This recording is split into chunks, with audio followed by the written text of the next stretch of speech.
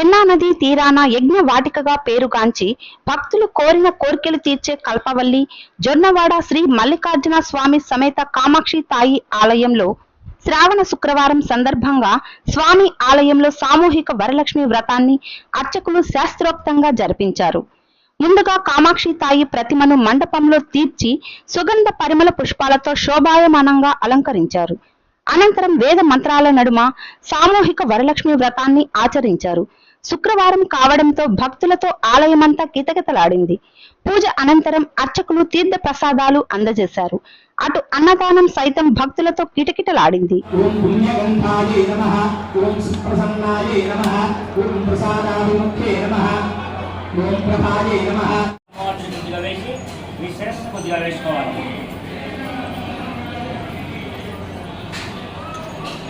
सर्वमंगलमांगल्ये शिवे सर्वार्थसाधिके शरण्ये त्र्यंबके नमः ओम यशस्विने नमः ओम वसुंधराय नमः ओम पुराणाय नमः वायुलोके भवस्य